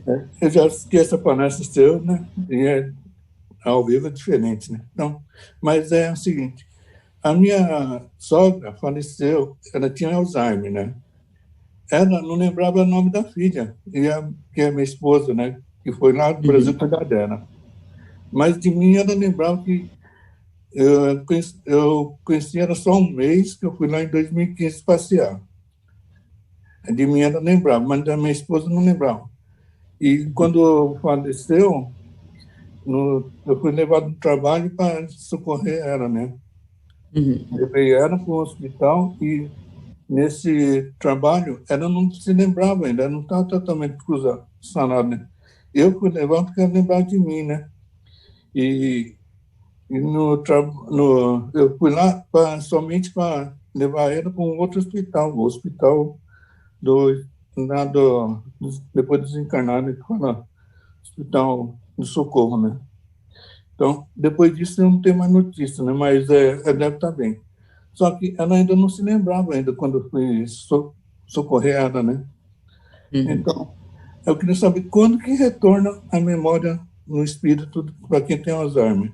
Você saberia dizer? No espírito, ela está lá, a pessoa está vivenciando. O que acontece é que ela não consegue manifestar fisicamente. Qual é o objetivo? Você aprender a valorizar aspectos espirituais da vida. Agora, ao que a pessoa lembra e o que é que não lembra? Lembra que nós estávamos comentando aqui? As pessoas falam essa coisa do 2º grau. Eu tenho o diploma. Não interessa ter o diploma. O que interessa é o conhecimento. A gente fala sobre amor da família. Ah, eu não convivo com a minha família. Você não ama a sua família? Eu conheço tantas famílias que estão na mesma casa. Um no quarto na internet, o outro no outro quarto no celular, o outro... E eles estão ali e nunca conversam. Não sabem o que eles sentem, o que desejam, seus anseios, nada. Mas estão ali juntos e fazem questão. Isso é real? Isso não é igual a um diploma? Você se interessa, você conversa? Você tem relação? Você tem alguma coisa em comum? Você procura ter alguma coisa em comum? Ou você cumpre sua obrigação? Aí eu dou isso, eu dou aquilo outro e acabou. Então, quer dizer, às vezes você aprecia mais um amigo do escritório do que alguém da sua família. Por quê? Porque você anseia estar com aquela pessoa e com os outros não. Mas não são esses mais próximos que você tem que desenvolver essa relação de afetividade? E como é que a gente desenvolve afetividade? Gente, sendo afetuoso. Tá? Então, algumas pessoas, eu sou casada há muitos anos, muitos mesmo, não falei quanto, porque minha mãe não gosta, mas alguns amigos mesmo. Tem um amigo que chega para mim, diz, oi, tudo bem? A gente se encontra periodicamente, né, porque ele mora em outro... E ele, todo me encontra, ele pergunta, vem cá, eu já cometi tanta gafe, deixa eu perguntar, você ainda é casada? Sou. Com o mesmo marido? Então como vai, Marcela? E ele pergunta, você está entendendo? Isso está cada vez mais comum, né? Aí a pessoa pergunta, a que você atribui a longevidade do relacionamento? Investimento, né? Tenta fazer uma horta, tenta plantar coentro. É uma planta sensível. Se você não prestar atenção, se você não regar, e dependendo de onde você mora, 2 vezes no dia. Se não fizer isso, não sobrevive. Pensa que a sua relação é da mesma maneira. Tem que regar. E como é que a gente rega? Todo mundo quer ser assim. E como é que você demonstra? Como é que você elogiar? Tudo bem? Eu já te disse que eu te amo. Ah, mas a pessoa já sabe. Não, esquece. Esquece. Se você não... Lembra? Se não estimula, esquece. Pensa você no trabalho, no escritório. Ninguém valoriza o trabalho. O que acontece? Você perde o entusiasmo. Não é não? Então é importante você expressar. Então você recebeu uma coisa boa. Que lindo! Muito obrigado. Que bom que você está aqui. Eu sinto... Diga o que você sente. Elogie. Não que vai subir a cabeça. Essa não é uma desculpa para a gente não fazer? Não valorizar as coisas que realmente têm valor? Olha que coisa interessante. Pensa nisso, né? Você tá na rua e vê... Isso é para uma mulher, né? Então, um grupo de mulheres, uma mulher muito linda. Como é que você olha? Quando ela vira, você finge que não olhou. É ou não é? Por quê? Você não pode admitir... Nossa, que lindo! Não, que... O quê? Sentir inveja pode. Como assim? Vocês não estão confundindo? Por que você não diz? Que linda roupa! Nossa, esse cabelo ficou muito bom em você. Ou você gostou... Eu estou no aeroporto, eu vi uma moça com uma bolsa... minha filha leva, que linda essa bolsa, onde você comprou? A primeira pessoa assusta, né, porque não é comum você... Aí ela começou a conversar, e ficamos conversando um bom tempo. Isso começou a acontecer comumente, eu chego assim, nossa, que linda blusa, minha filha, onde você comprou? E fala, e elogia, quando for verdade, diga. Para não ter inveja, é o maior antídoto contra a inveja, é a admiração sincera. Quando você encontra a pessoa, nossa, você é tão linda, que coisa. Na outra encarnação você é linda assim? O que tem de errado? De reconhecer. E você não faz isso na sua casa, né? Uma pessoa que você gosta. Aí você fica olhando o vizinho sempre, né? Porque o vizinho sempre tem uma grama mais verde, gente. É impressionante. É porque você não sabe os problemas que ele tem para ter a grama, né? Porque todas as coisas... Não existe nada que não dê trabalho, gente. Aí o resultado é quanto investimento você tem. Então, você tem que repetir. Você quer que seja duradouro? Então, faça o quê? Faça a lista. Por que você se apaixonou? Porque se você procurar motivo para separar, tem, gente. Tem. Então, procure lembrar por que foi que você casou. Né? E valorizar as qualidades. Dizer, obrigado é essencial. Por favor, essencial. Adorei o que você fez. Que coisa boa. Eu te amo. Tem que ser todo santo dia. Tá? Até quando tá com raiva, faça também, porque aí evita... Porque nós somos mesmo relapsos, né? Então faz assim, vira uma segunda natureza. Não perde nada. Então eu fiz um comentário sobre um amigo espiritual que fez uma fala irretocável. Se não tem nada de bom a dizer, não diga nada. Melhor negócio. Como a gente faz? Gente, ternura. Ternura gera gentileza, gentileza gera bondade. Qual é a diferença? O que é ternura? É o impulso de ajudar aquele que você ama. Se você estimular isso na criança, permitir que ela manifeste isso, que ela colabore, que ela tente minimizar a dor, ela vai criar um reflexo, uma segunda natureza, e ela vai ser gentil. O que é ser gentil? É o impulso de minorar o sofrimento de um estranho. Então, a pessoa caiu o pacote, aquele impulso de ajudar, o nome disso é gentileza. Então, quando você estimula a ternura em casa, desenvolve a gentileza. E o exercício da gentileza, ceder o lugar, ajudar a pessoa com o pacote, ser prestativo, estimula a bondade. E o que é a bondade? É o impulso de ajudar, mesmo quem você não gosta. Então, a pessoa terna ajuda quem ela ama, a pessoa gentil ajuda o estranho e a pessoa boa ajuda até quem ela não aprecia. Muito bem. Vamos agora à pergunta da Andreinha, do Japão. Nossa, Andreinha? Muito obrigada, doutora Anete. Eu queria fazer várias perguntas e ao longo de tudo que a senhora falou foi me respondendo e é só com o coração cheio de alegria que eu agradeço. Eu trabalho numa clínica de idosos aqui no Japão. Né? Nem todos têm Alzheimer, mas tem a demência da idade. Uhum. E eu percebo muito que a maioria está presa no passado, nas lembranças de quando eram crianças e nas lembranças da mãe, do amor que tiveram dos pais. E todos tiveram uma vida, casaram, mas a parte da família, depois que casaram, parece que há um bloqueio.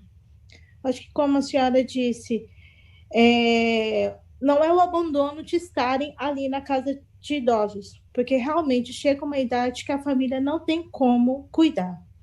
Esse é meu trabalho, faço com amor, com alegria todos os dias. Mas eu percebo essa tristeza no olhar, porque chega flashes de lembrança, onde que eles lembram que tiveram filhos e ali estão abandonados. Aqui no Japão, eu sou a única estrangeira nessa clínica. Já fui muito repreendida por ser muito amável. E o que a senhora disse, talvez o remédio por estarem nessa clínica, nessa idade, é o amor. Então, às vezes eu não posso abraçar, mas eu posso olhar com amor, eu posso sorrir com amor com eles. Agora, a minha pergunta... São idosos de 70, 80 anos que se for a vontade de Deus, vão viver até mais de 100 anos. E quero ter saúde para poder cuidar deles. Qual a melhor forma de estar ali e poder auxiliá-los longe da família, sem ter o amor da família, além do meu trabalho profissional? Quando a gente cria em torno de nós um ambiente de alegria, de felicidade, isso contamina. As pessoas falam muito de maçãs podres que apodrecem o outro, mas não fala sobre a luz. Então, uma vela tira a escuridão. Lembra? Uma vela pequenininha. E abre tudo aquilo. A escuridão não ganha de uma vela. Então, quando você brilha, você aquece o ambiente e isso extravasa. Eu lembro, eu estava no Japão e conheci uma senhora de 102 anos. Bem curvadinha, e ela estava varrendo a calçada. E aí a pessoa perguntou, e ela falou assim, não, minha colaboração. Então ela saía e varria, eu não posso fazer muita coisa, mas eu varro a calçada. É minha colaboração com a comunidade. Esse senso de comunidade é uma coisa significativa. Então, como é que a gente neutraliza a falta de espiritualidade? Expressando a nossa alegria de viver. E o que adianta você ser virtuoso com essa aparência tão triste e sisuda? Então, sorrir abre portas. Quando a gente sorri, a gente libera serotonina. Por quê? Porque é a primeira relação social que nós estabelecemos ao reencarnar. Como assim? A criança, quando sorri a primeira vez, ela não sabe o que está fazendo. É uma contração aleatória de músculos. Por que ela repete isso? Porque toda vez que ela contrai essa sequência específica, ela produz a reação, lembra? Que lindinho! E ela passa a repetir para obter esse resultado e ela estabelece a primeira relação social. Então, a primeira relação social nossa é o sorriso. Então, para sempre isso fica marcado como alguma coisa que produz bem-estar. Então, quando você está péssima, sorrir, libera serotonina e já fica melhor. Você mesmo. Então, quando a gente sorrir, a gente melhora o nosso estado de ânimo e as pessoas em volta. Então, a pessoa está assim, aí você sorri. E já fica difícil da pessoa ver, porque fica sem graça, acaba sorrindo também. Então, é uma forma de aproximação. Então, eu não posso dizer, sorria. Olá, que bom, cante, expresse a alegria de viver. A sua vida é boa? Já agradeceu? Eu assisti uma conferência que eu me apaixonei, foi muito interessante. Eu gravei no canal uma fala sobre ele, e ele fala o seguinte, né? Nós dormimos, quando nos acordamos, você pensou em agradecer? Porque 250 milhões de pessoas morrem dormindo. Você abriu os olhos, está viva? Sorriu. Você não daria um sorriso, já que você está viva? Dessas pessoas que acordaram, 5 milhões perderam um ente querido. Liga para os seus entes queridos, estão todos vivos? Você daria um sorriso? Pensa bem, você daria um sorriso? Vale um sorriso você saber que não só você está viva, como os seus entes queridos também estão? Olha o relógio. Você olhou o relógio. Significa que seu coração está batendo. Você daria um sorriso? Sabendo que ele está batendo? Então veja, quantas oportunidades para sorrir. Porque para se preparar para a morte não precisa de preparação, ela vai te pegar de qualquer jeito, você não precisa se especializar. Então, faça a seguinte medida. Toda vez que você olhar o relógio, lembra, você está vivo, dê um sorriso. Você está se preparando para viver. Aparentemente, as pessoas parecem estar se preparando para morrer, né? Não precisa. A morte é muito eficiente, pega todo mundo, com ou sem preparação. A vida é que é um problema. Porque muitas pessoas não vivem realmente, elas só existem. Então, sorria, você está vivo. Sorria, expresse alegria, seja grato, isso faz bem, rejuvenesce, melhora todos os sentidos. Espero que tenha sido útil. Temos agora a Rosemary Yanis de Brisbane, na Austrália, quer fazer uma pergunta também? Rose? Pois não. Seu microfone, Rose, por favor.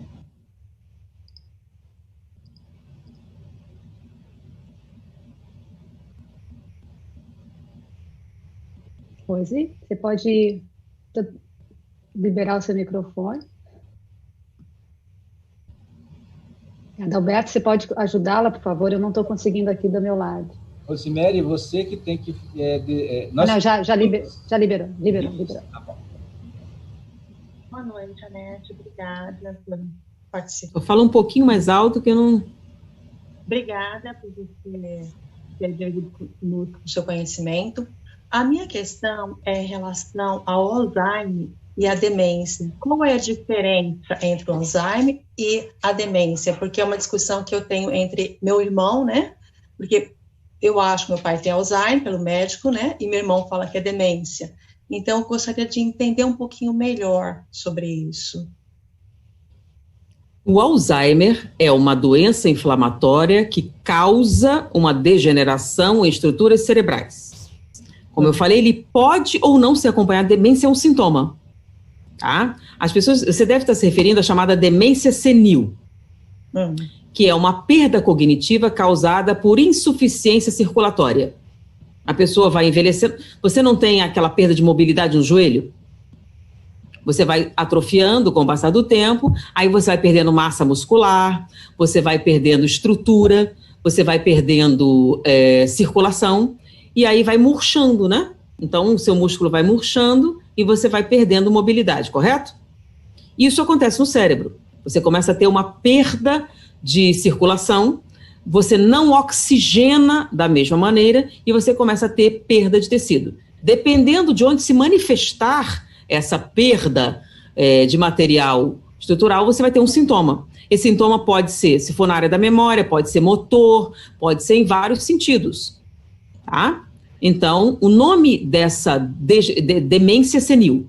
Então, você tem uma perda de cognição causada por processo circulatório do envelhecimento.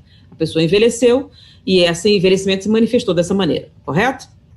Bom, em alguns casos, você pode retardar o progresso com algumas medicações que aumentam a circulação.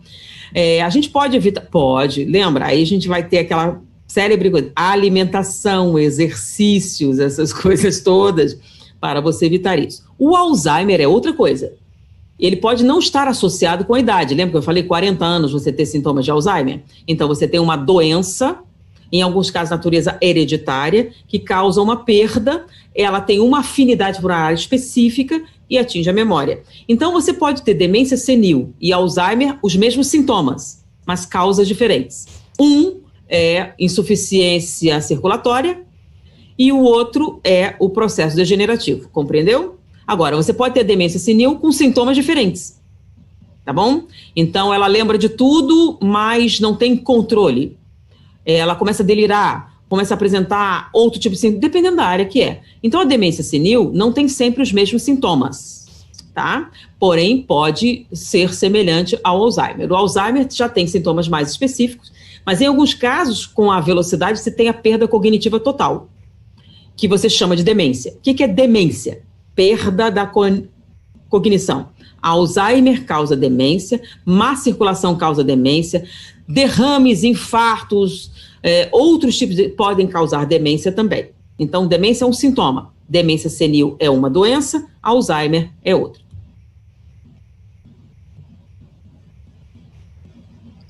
Ok, muito obrigada. Agora, a última pergunta vinda do público no Zoom é da Renata Alcântara. Renata, você poderia fazer a tua pergunta, por favor? Oi, tudo bem?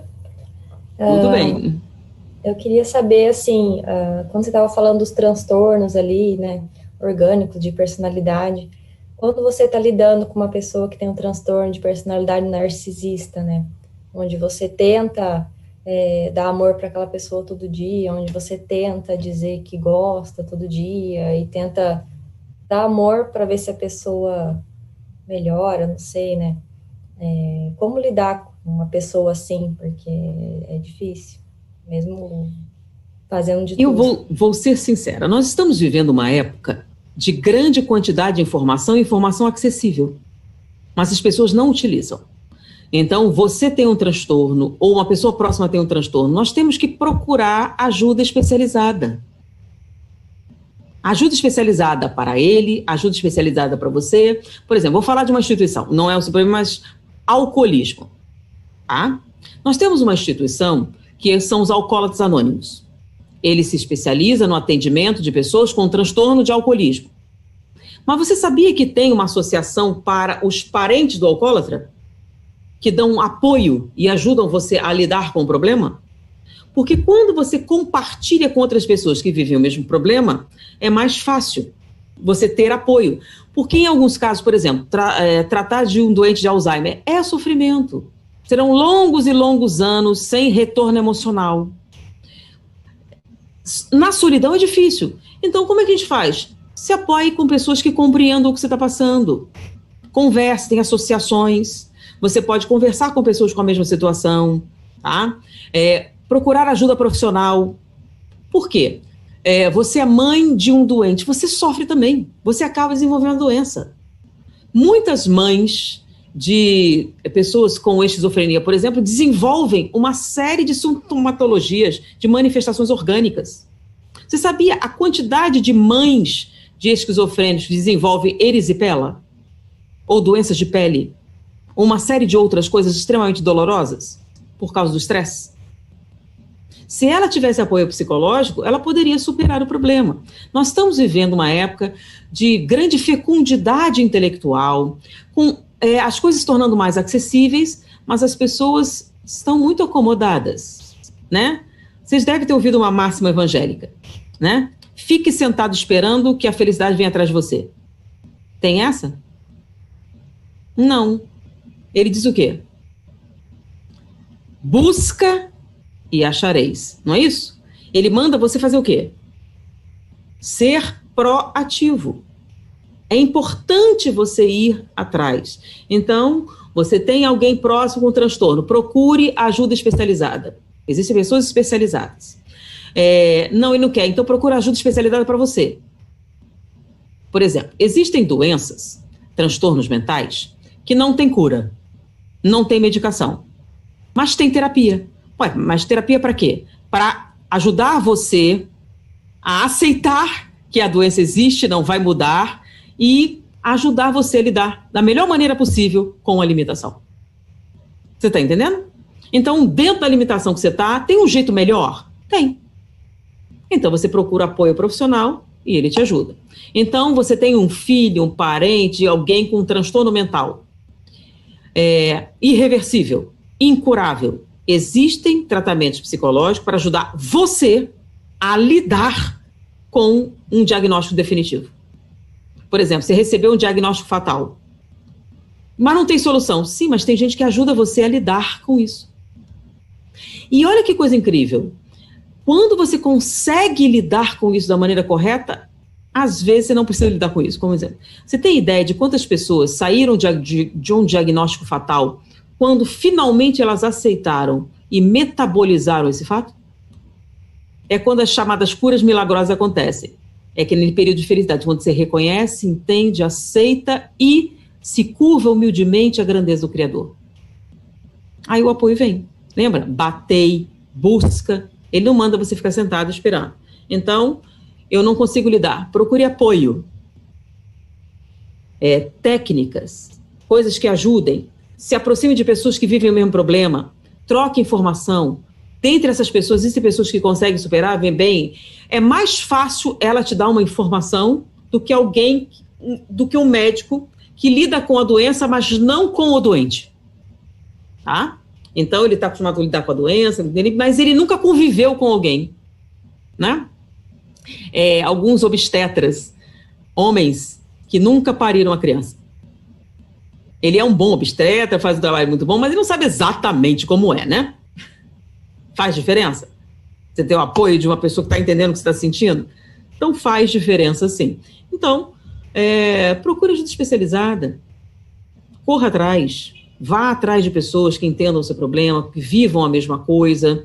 Como é que vocês lidam com isso? Tem um jeito mais fácil de fazer isso? Porque a gente vai te dar ideias gerais, coisas que todo mundo escuta, que já sabe assim. Mas alguém com essa sensibilidade apurada, que experimente a mesma sensação que você, com certeza vai lhe dizer algo mais, se não inteligente, útil e aplicável. Ok? Sucesso.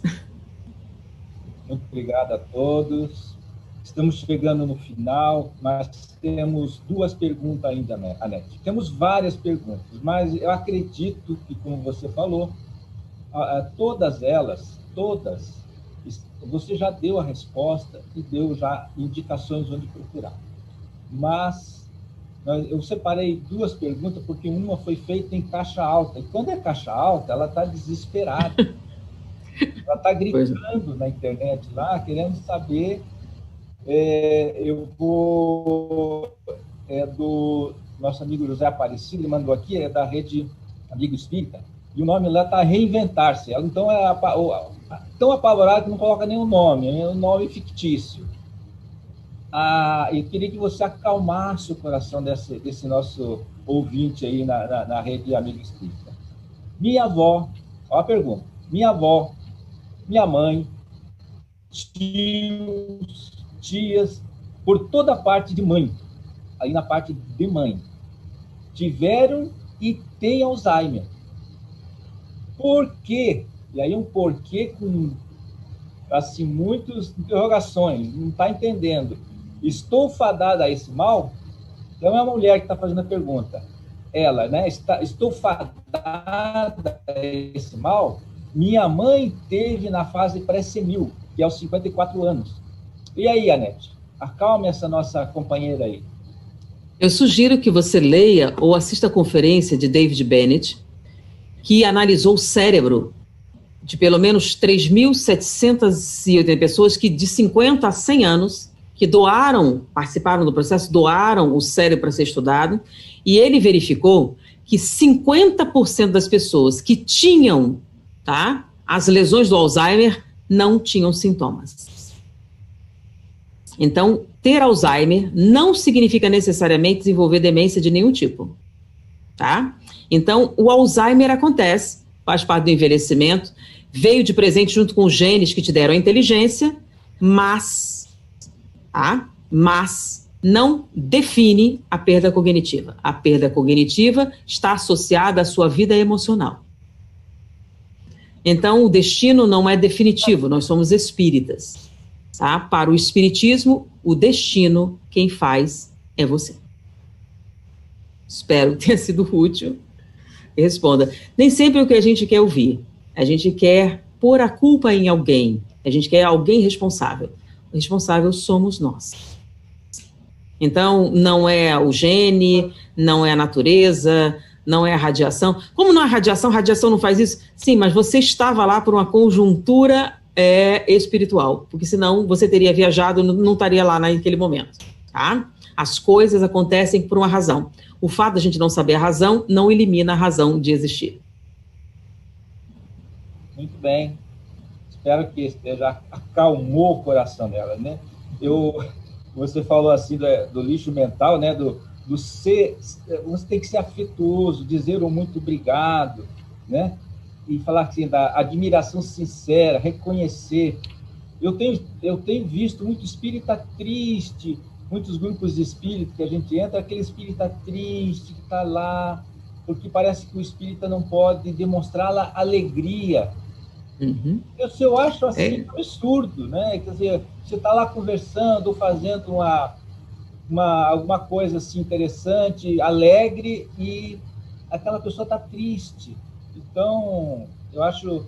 E aí, a última pergunta aqui do Rubens de Castro, que ele mandou lá pela Rádio Fraternidade. Como eu disse, são várias perguntas, é impossível. Nós temos mais 5 minutos a mais aqui nessa transmissão e não vai dar tempo. Então, eu gostaria que fosse uma então, essa é a última. Mais ou menos assim, de 2 minutos, assim, para a gente prosseguir para o final. Do nosso amigo Uehara-san, né, o João Carlos Uehara, existe uma relação entre o lixo mental e emocional, como mágoas e ressentimentos, e o lixo físico, como as proteínas amiloides, que prejudicam os neurônios? Isso aí eu não entendi direito, aí é com você. Sim, ele está falando do processo inflamatório causado pelas células... Quando a gente fala lixo mental em medicina, lixo, ele está falando de produção dos neurônios. Quando o André Luiz fala de lixo mental, ele está falando de pensamentos que promovem o desgaste orgânico, tá? esse lixo mental que nós estamos falando é o seguinte, o nosso cérebro foi projetado para ser eficiente. Então, quando nós trabalhamos dentro do que ele foi projetado, ele é muito eficiente. Ele não produz lixo. É como se você fizesse churrasco para 100 pessoas compareceram, consumiram, o que acontece? O lixo diminui. Mas você faz churrasco para 100 pessoas, 2 pessoas comparecem, o que acontece? Então, aí você vem e faz outro churrasco para 1000 pessoas, 3 comparecem, o que acontece? O nome disso é pré-ocupação. Então, você pega uma quantidade de energia, você pega uma quantidade de muitas coisas, prepara e não concretiza. Prepara e não concretiza. Então, o que é lixo mental? Excesso de pré-ocupação ou ocupação inútil. São coisas que consomem você, mas não se manifestam em realizações. Então, se você, em vez de se preocupar, se ocupar, você vai ter um mínimo de lixo mental. Porque nós fomos criados para sermos produtivos. Eu trabalho, meu pai também trabalha, e nós sempre devemos trabalhar.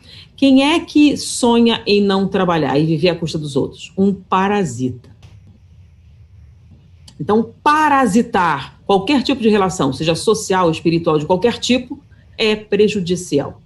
Então, o que é que nos protege de tudo? Sermos produtivos, porque a produtividade nos faz crescer física, mental e espiritualmente. Gente, foi um prazer, uma alegria estar com vocês, mas infelizmente está pitando aqui alguma coisa aqui, meu filho, acho que está dando, avisando um negócio aqui. Foi uma alegria estar com vocês, espero ter sido útil. Se me permite, Adalberto, eu só gostaria de agradecer a NET e dizê-la que as portas da Austrália, em nome do Golden Light Spirit Society, estão abertas para você. Você tem uma casa aqui com a gente quando quiser vir. Bom, as coisas estão complicadas, a gente não sabe quando vão se normalizar. Para compensar isso, a gente fez um canal no YouTube e vocês estão vendo que eu estou postando, eu estou produzindo material. Eu não posso participar de lives, eu não tenho a internet, esse acesso. Como eu disse, eu estou morando numa zona rural e a gente não tem essa mobilidade. E vai ter agora, aparentemente, outro problema. Então, eu estou me dedicando mais à internet, a produzir material, produzir conteúdo, e estou aprendendo a mexer nesses negócios, estou indo. O canal Anete Guimarães, né, que ele está me mostrando, fala aqui logo. Você se inscrever no canal aqui que ele mostrou, apagou aqui. A gente está se esforçando. Você pode passar o link para a gente e a gente coloca aqui nas legendas. Pode passar o link e ele... Então, eu peço para eles fazerem, porque eu não sei fazer não, tá? Depois, meu filho passa para vocês. Então, eu tenho compensado fazendo assim, eu gravo, estou procurando aumentar a produtividade. Hoje a gente está aqui com vocês, porque eu estou gravando um monte de material, porque quando eu viajar vai ter um monte de coisa para postar. Então, espero ser útil a vocês e criar esse canal de comunicação, tá? É uma alegria estar com vocês. Muita paz. Obrigada. Arigatou, Anete. Estamos encerrando. Arigatou gozaimasu. Arigatou gozaimasu. Nós temos alguns agradecimentos e uma desculpa, tá? A TV Secal, lá de Florianópolis, está retransmitindo diretamente também as imagens seguidas pelo nosso amigo Rubens de Castro, na Rádio Fraternidade, e esse é um conjunto, tá? E nós agradecemos, então, ao Centro de Estudos Espírita Caminho da Luz de Florianópolis. Agradecemos a todos aí. Desculpa aí na entrada, eu falei, eu acho que o nome errado, mas agora fica dito o certo e agradecemos esta parceria. Lembrando que em janeiro teremos a Sueli Calda Schubert também, vocês vão receber e nós vamos, já temos o tema escolhido, é surpresa, e nós vamos organizar com a nossa amiga Kate, o pessoal da Austrália, e para fazer uma nova transmissão, então, no mês de janeiro. A todos, então, agradecemos, feliz ano novo para todos. Encerramos a nossa transmissão com uma oração em japonês, Midori-san, onegai shimasu. E depois, então, encerraremos a nossa transmissão ao vivo essas emissoras parceiras. Mas ficaremos ainda mais uns 5 minutos para que vocês possam conversar um pouquinho mais, tá bom? Enzo, só enquanto a gente está falando, o canal da Anete é Anete Guimarães. É só procurar, colocar no Google Anete Guimarães, YouTube, aí o canal, o nome dela. Realmente, como ela falou, são vários vídeos vídeos assim, 10, 15 minutos, onde ela faz análise de textos, de livros, esses autores que ela citou, ela fala dos livros. Por exemplo, um dos últimos ela falou do Richard Davidson, né? Então, é o canal com o nome dela mesmo, Anete Guimarães, fácilzinho de achar. Midori-san, onegai shimasu. Liga seu microfone, filho.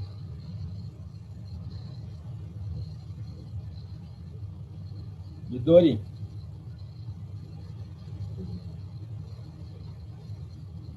Não estamos conseguindo conexão com a Midori. Então vamos fazer aqui, vamos agradecer a espiritualidade. Conseguiu, Midori? Abriu. Onegai shimasu. Hai. Shu inori. Ten ni mashimasu. Warena no chichi yo. Minna ga agamerarémasu you ni. Warera wa miniku ni mairimasu. Ten de nasaseru you ni. Chi ni mo miwaza ga okonawaremasu yo. Higoto no kate yo. Shūkyū moお与えください。我らにどうかあるものよ。我らが許すように、我らのどうかよお許しください。我らよ誘惑の手に投げ込ます。あらゆる悪より守りとき、放ってください。そのようになりますように、イエスよ、マリアよ、セーフよ、アメン。Que assim seja, todos na paz de Jesus, e que nós possamos passar esse final de ano e todas essas dificuldades da pandemia. Não gostamos de falar isso, vamos tirar esse lixo mental dos nossos corações. Agradecemos, então, a todos e encerramos esta transmissão. Arigatou gozaimasu. Obrigada a todos. Até o próximo mês. Janeiro, um bom Natal e um maravilhoso Ano Novo para todos. Esteja sempre em contato com o bem. No site e no aplicativo da Web Rádio Fraternidade, você encontra orações diárias, palestras e estudos que te sintonizarão com os ensinos do Cristo. Para acessá-los, basta entrar no site www.radiofraternidade.com.br ou baixar o aplicativo da Rádio Fraternidade. Neles, você pode ouvir a rádio em tempo real ou acessar o nosso acervo, Web Rádio Fraternidade, a emissora do bem na internet.